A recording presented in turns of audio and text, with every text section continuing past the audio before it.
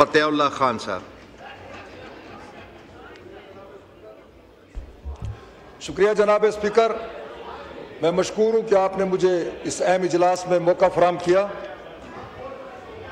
चूँकि इस ऐवान में 37वीं तरमीम के बारे में बातचीत हो रही है और बहुत मोअज़्ज़ज़ अरकान ने बड़ी अच्छी अपनी बातें की, लेकिन मैं इस ऐवान के हवाले से अपने अपोजिशन के तमाम भाइयों को ये कहना चाहता हूँ, वो हमेशा एक लफ्ज़ पढ़ते हैं अपनी तकरीर शुरू करने से पहले, या कनाबुदो व या कनस्तईन।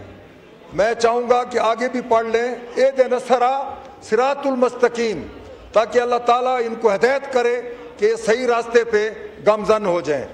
चूँकि ये 37वीं तरमीम पाकिस्तान के लिए एक अहम ज़रूरत थी।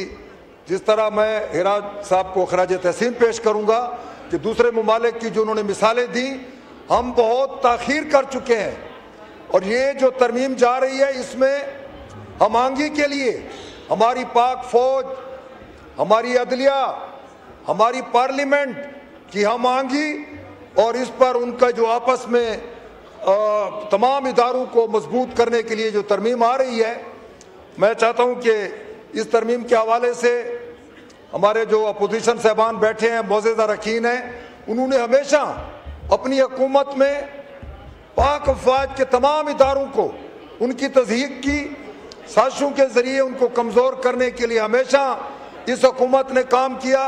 लेकिन अल्हम्दुलिल्लाह जहाँ पाकिस्तान पीपल पार्टी का जब भी मौका मिला, पाकिस्तान पीपल पार्टी ने पाकिस्तान खप्पे का नारा लगाया।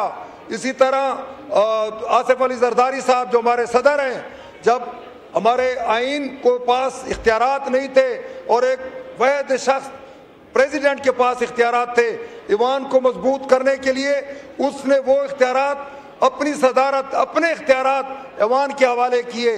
इसी हवाले से मैं खराज तहसीन पेश करूँगा अपनी पाक अफवाज को, जिनके बारे में ये लिखते हैं उस वक़्त उनको ये भूल गया है कि उंगली उठेगी, आज उंगली उठने वाली है।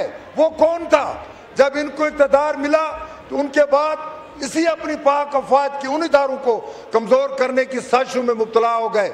मैं तमाम इन मोअज़्ज़ज़ अरकान को कहूँगा कि आप अपने 1.5 साल का जो खैबर पख्तूनख्वा में आपकी हुकूमत रही, मुझे एक कारनामा आप दिखा दें सिर्फ करप्शन के बगैर। और मैं तो कहता हूँ इतनी करप्शन हुई कि आखिरकार करप्शन को शर्मिंदगी महसूस होने लगी। मैं तमाम अपने इन अपोजिशन भाइयों को कहूँगा कि अगर मुल्क में चलना है, इस आइन में अगर आपको अवाम ने भेजा है तो आकर मिलकर बैठें। कई दफ़ा स्पीकर साहब ने इनको कहा कि आएँ, आप कमेटियों में नहीं जाते, आप अपने 1.5 साल के दौर में एक अपने इलाके की बात बता दें। एक ही रट लगाया हुआ है 804 कैदी, 804 कैदी। क्या हम अपना मुल्क आपकी मरूने मिन्नत छोड़ दें? नहीं, ये ऐवान बैठा है, इसने मुल्क के लिए फैसले करने हैं। और इस तरमीम में मैं ज़रूर ये बात करूँगा कि जब तरमीम आएगी इदारे मजबूत होंगे, हमारी पाक अफवाज मजबूत होगी, हमारे अदलिया मजबूत होगी। और उसी हवाले से जब इंडिया को शिकस्त हुई, हमारे नौजवान लीडर जब गए अपना पूरे दुनिया का पाकिस्तान का केस लेके, उसके खिलाफ भी इन्होंने बातें की। अल्लाह ताला ने उसको कितनी वहाँ पर दूसरे ममालिक में पजीर राय मिली। ये पीपल पार्टी पर बातें करते हैं। मैं तो कहता हूँ हमारा पूरा मुल्क जुल्फ़िकार अली भुट्टो शहीद का एक एटम बम बनाने का फैसला जो आज तक हमारे मुल्क को नाकाबिल तक़सीम बना चुका है कि वो हमारे मुल्क की तरफ कोई मैली आंख तक नहीं देख सकता। मैं कहता हूँ इनको चाहिए कि होश के नाखून लें, हमारे साथ आकर बैठें। जिस तरह हमारे बड़े बुजुर्ग ने कहा है, अचकज़ई साहब ने, हम हर वक्त तैयार हैं, आप आएँ हमारे साथ मिलकर बैठें। ये ऐवान आपका ऐवान है, लेकिन ये हमेशा एक ही रट मचाए हुए हैं कि हमारे 804 कैदी को छोड़ें। हमारे सदर पाकिस्तान आसिफ अली जरदारी साहब पर केस बनाए गए, मियाँ शहबाज शरीफ और मियाँ नवाज शरीफ पर केस बनाए गए, उन्होंने अदालतों को रुख किया। लेकिन आप इस इदारे में बैठकर गुल गपाड़ा मचाकर कभी भी नहीं होगा कि वो आप उसको आज़ाद कर सकें। मैं चाहता हूँ कि ये ऐवान हमारा एक ऐसा ईमान है, हमारे पूरे मुल्क की नजरें तमाम इन मेंबरान पर पड़ी हुई हैं। हम आए दिन यहाँ पर झगड़े फसाद करके आइन को फाड़ कर उसकी तस्दीक की जाती है।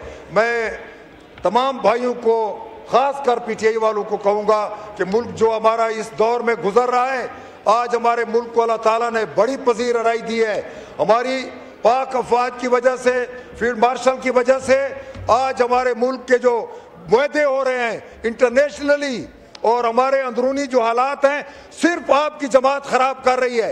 मैं आपको कह देना चाहता हूं कि खुदा रहा अपने मुल्क को अगर बचाना है तो आप इस असेंबली में आइन की बात करें, अपने इलाके की बात करें, लेकिन आप लोगों को पता नहीं कब अल्लाह ताला सिरात मुस्तकीम पर लाएगा। मैं आखिर में एक बार फिर इस आइनी तरमीम के हवाले से तमाम अपने इलाही जमातों का भी मशकूर हूँ जो इस पर बैठकर मुतफिका फैसला, अगर आज आप उस तरमीम की जो कमेटी में थे, अगर आप जाते, आप अपने नुकात बताते तो शायद आपकी उन बातों को मान भी लिया जाता, लेकिन आपने हमेशा सिर्फ बैकाट करने का सोचा हुआ है। तो मैं आखिर में ये दुआ करूँगा कि अल्लाह ताला आप लोगों को सिरात मुस्तकीम पे ले आए। Thank you very much sir.